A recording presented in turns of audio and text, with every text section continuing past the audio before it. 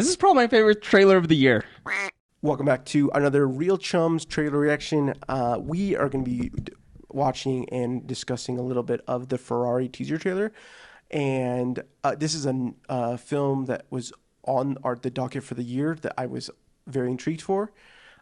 Because, well, especially with the rise in popularity from F1, especially here in the United States over the past couple of years, thanks to the Netflix documentary. What a fun documentary, by the way. Dude, I remember watching that and thinking, and I kind of feel like I watched it and I was trying to talk to people about this. It's called, what is it called? F1? No, it's called Formula, isn't it? Just Formula, and then it has a sub. So I remember watching the docuseries and thinking, dude, this is so good. I'm so intrigued, and I'm here for this. And I think I wanted to talk with people about it, and I felt like no one was and then all of a sudden a switch flipped, and it was like F1 was everywhere. And people were like, "Oh, did you watch the F1?" And I'm like, now I feel like I'm like, no, now you're watching it. Now I'm like behind because I'm not actually watching F1. I just really like the series. It's a good documentary. What season are they on now? They are on four, I think. Maybe. I need to catch up because I only saw the first season, and I had a coworker tell me amazing stuff about it. I'm like, yeah, I'll watch it, and it's really good. I haven't. It's on my to watch list, but I think they did a similar version with tennis. Oh, okay. So here's my 2 cents. Sorry, we're gonna get to the trailer. I promise you. But here's my 2 cents. I don't know who came up with the idea. Yeah. I don't know if it was some other company or some filmmakers or whatever. But I do think that it's literally some of the best content marketing that we could learn from. F1 comes in with this documentary. Yes, it was popular. It's been popular for years, of course, yeah. But it's been kind of popularized for the rich, right? Like you're gonna go maybe not necessarily the rich, but someone who might be well off, or if you really love F1, or if you're from that era, that that part of the world where it's a thing that happens, right? Here in the United States, NASCAR's there. I think that Formula One wanted to break into the new market, and they wanted to figure out what way to do it. So they created this. They created this docuseries to highlight, because racing is truly some of the best content that you can get for storytelling, because it's man versus man, man versus machine, and then machine versus machine. Yeah. Right. So you get every aspect, and each race can have huge detriment or huge impacts from something that can be completely unexpected. Sure. Right. So that is huge. Then you have the rivalry between the different leagues and all the different aspects. This plan then brings the opportunity 2 years later. So by the last season, it announced that they're going to have a Vegas race. They're going to have a Miami race, and I think Texas race. Something that or there was three races are going to be coming to the United States, which will generate billions of dollars for brands, for the sport, and fans that are already becoming huge fans. Tennis, there's a tennis version, I think, that might be similar. I haven't watched it, but I love tennis. I just haven't had time to put it down. But I feel like that's what they're trying to do, especially with pickleball becoming huge. It's becoming it's the fastest growing sport. There's a crazy number that within the next 2 years, it'll outpace golfing, tennis, and some other sport combined in pickleball. No, you're absolutely right. And I think you're seeing a lot Ryan Reynolds, who bought a soccer team, right? And he did Welcome to Wrexham.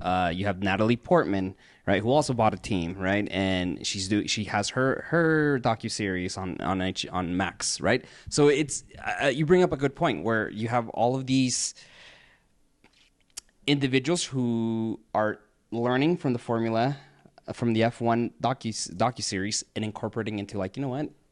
I'm Ryan Reynolds. Let me do that to Wrexham. Let me do it. So, man, I'm really sorry that I went down this road, but I really feel like this is great. One of the things that I think is really interesting about this whole this content marketing is that we can take what we can learn from this is that as individuals, if we just this is where the idea of there's a whole trend right now on Instagram, I think TikTok, that's day one or one day. That one day I'm going to do this thing, or is it day one of you doing this thing? And the idea that Austin Kleon shares in Steal Like an Artist, Show Your Work, and Keep Going in his books about creativity and art and what you're trying to do is ultimately, like, as you share your work, you are sharing your story, and people will then want to connect with you because they know who you are. As you share, you connect, you create a following, but also people who resonate with you, or even people who are looking in saying, what is this person doing as an individual? And why the internet is such a powerful medium, and why I think, like, I don't think, like, if it wasn't for Netflix doing the Formula docuseries, I don't believe that another network would have bought it. Maybe HBO. Interesting. Yeah. But I still think it would have been they would have looked at the numbers and said, Americans don't want it. They don't care about F1. Yeah. It's not important. Right. But then you look at, but they did it anyways because they were like, no, let's have something original. Let's bring some other thing. Imagine one day where, like, I'd be willing to bet, if we looked at numbers, that the amount of people who bought the F1 racing game that has always come out for many years, that then gets has these people that you have fallen in love with as some of their characters, the spike in sales. Oh yeah. For that game. Yeah, no, that's true. You know what I mean? Like, in any case, I just think that, like, there's a lot of lessons to be learned in that style of, like, okay, we're going to share stories of these athletes or these sports or whatever, but you can learn as individuals. We can learn that, like, okay, we should be sharing our work more, even if it's like, not like, oh, this is what I did today. No, like sharing in story format.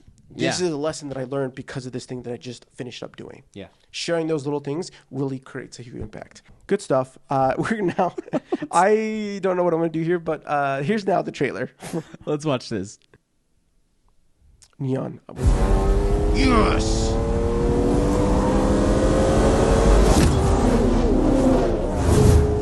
You gotta love just a good...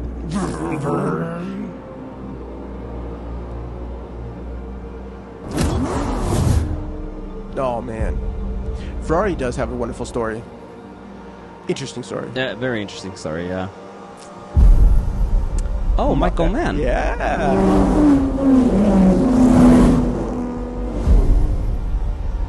Ooh.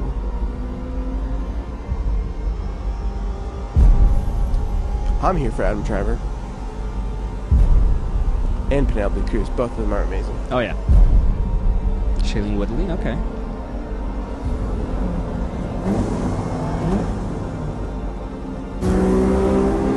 So freaking good. Dude, just car sounds. Just car sounds. With a little bit of, like, risers. Come on. I really hope there's I hope there's zero dialogue to this.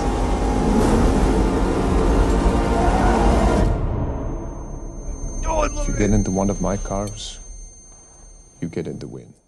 I mean, that's a freaking good line, though. Okay. Christmas. This is probably my favorite trailer of the year. Ooh, I'll back you on that one. This is probably my favorite trailer of the year.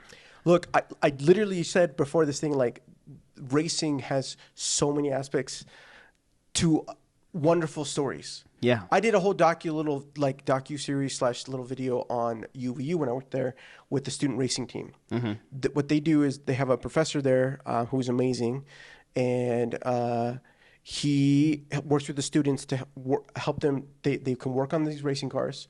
They do all the work on it. They have to get budgeting, but they work on them. Then they do endurance racing, which is what a lot of Ferrari has done, right? Endurance racing, that's 8 hours or even 24 hours of racing. You have to switch out every, like, whatever the amount of time is for racers. But they go do these races. So I did a little, like, video recap for a research project they did, and then they won, and they went to, like, this huge race to Laguna Seca. Wonderful series. I'll leave a link up here if you want to go check it out. But I learned there that I was like, I would love to, like, film race stuff all the time, because, like, there's something, like, you have there maybe human conflict, right? But then you have, like, that human conflict gets put away because you got to have that team versus team.